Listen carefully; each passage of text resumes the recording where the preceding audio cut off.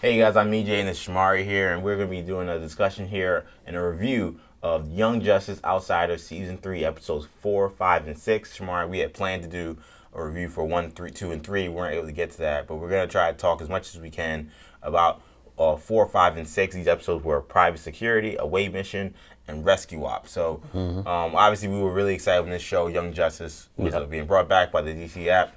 What were your impressions of not just these 3 episodes, but just the whole 6 that we've seen since they've returned? I've been very impressed with the whole 6. I've enjoyed all of them. I feel like Greg Weisman and Brandon Vietti, I feel like this is just their element. You know, they know this show and they know these characters and they know the fan base. I feel like it's always a good thing when you feel like the creators know the fan base, and it's just a perfect mesh of the fans just like what the creators are making. Right. And they just want more. So they just provide more. It's a natural, or it feels organic. It's not like they're bringing in new people and the new people are trying to replicate the old formula or anything like that. It's just, they're just expanding upon the original show. I like all the new characters. I like what they've done with the old characters. We've seen them grow and change. But the new characters are also very interesting, and some of them are very young. I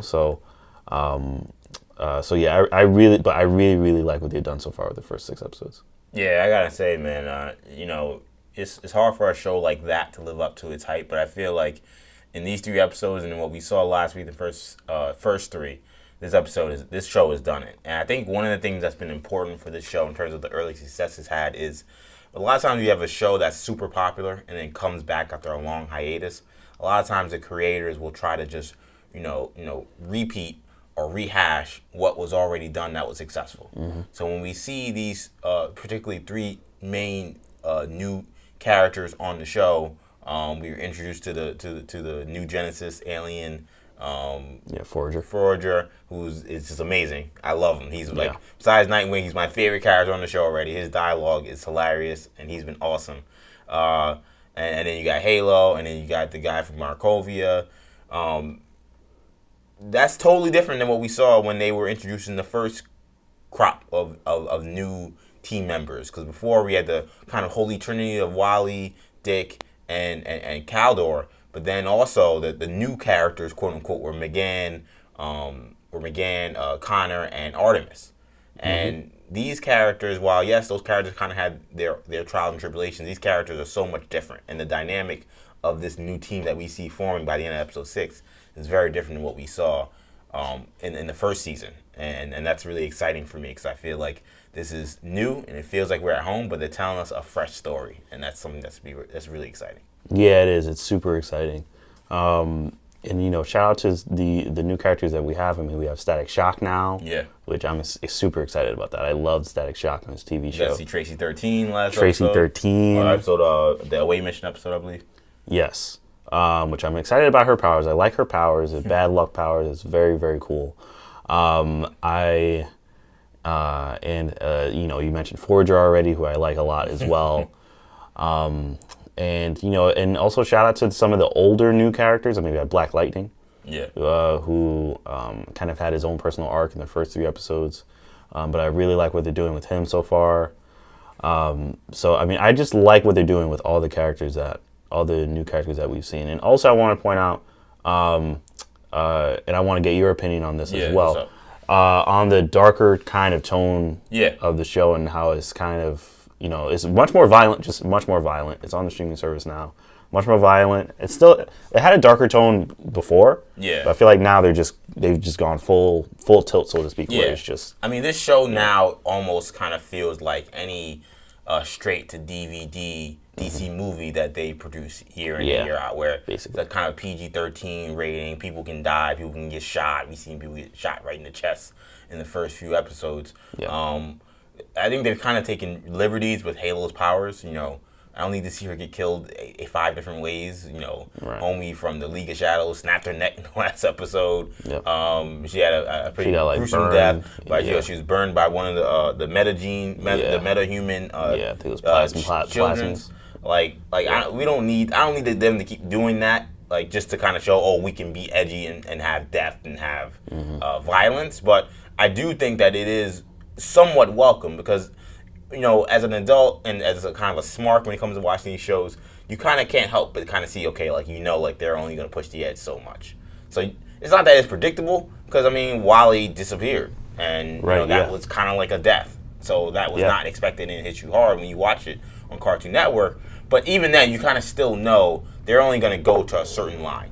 Now you watch the show and the first episode establishes there is no line really. It's not a TVMA mature show, so you're not gonna see something insane. But can people get shot in the face? And probably we might see that happen at some point. So it does kind of ratchet up the intensity of these episodes, and I think it's to a benefit as long as they don't get gratuitous. Which, if there was any complaint I would have, I think they that last episode I thought they kind of did with Halo. Yeah, I hear that. I think if I had to give it, in terms of where I think the violence is right now, I'd say if anyone out there's seen Batman assault on Arkham, I feel like they're kind of going with a similar level of adult kind of quote. I don't know if it's as violent, but the level of violence, I would say, it's gotten to that level. Yeah. A boulder just dropped on the dude. In the last episode. Exactly. So they have no qualms with killing anyone, which I don't mind, and I hope. I kind of felt the same way about Halo a little bit, where I was just like, geez, okay, But, I like you were saying as well, I like that they aren't so limited, So I don't personally have a problem with it, but I'm interested to see where the season goes. In terms of looking at these episodes quickly individually, Private Security. I thought it really just kind of before I even do that, going as a whole, I thought these episodes worked really well. Juxtaposed to the last three. The last three I thought were very dark. It was great. I was glued to the television, but it definitely was darker than what we've even seen from Young Justice, I think, in terms of especially the start of the season. Yep. So I thought Private Security came in at the right time. The Harpers were hilarious. And it's so funny because especially the Roys, both of them were so serious in the last show. To kind of see them in this lighthearted way because their lives have changed dramatically, and you see that they've had growth. And to see them in this light was great. And then to use a character like Brick as the villain, and he kind of worked as a clown, not a clown villain. He was serious, but he was a perfect foil for this non-serious episode. Yeah, I love that episode. Yeah, I think that might be one of my favorite episodes. Yeah, and it's crazy because in terms of story development, it's not the most advanced, but it's just the most fun, I think. Yeah, it definitely was. It definitely was. But the action was good too. Yeah. Which, is part of the course for this show. So I really like Private Security. And in Away Mission, helped introduce us to I can't even Forager. Forager. I don't know why his name is escaping me. Helped introduce us to Forager through a kind of a surprise with McGann taking on her brother who had taken on the mantle of Orion in a on a New Genesis, and that was an interesting episode because we didn't know much about McGann's brother at all. I don't know if they even introduced him. I don't think so. I don't remember him. So that kind of came out of nowhere, but I still dug it because I think it gave us a little more depth to McGann. Was that the episode also that had Dr. Fate and Zatanna, or was that the first one? I don't remember which one. They kind of blended in. Yeah, when you're watching all three at once, it kind of tends to blend together. It's cool that they're giving us all three, but it is harder to kind of decipher from them. Yeah. To me, the last one was much different than the other. Yeah, I agree.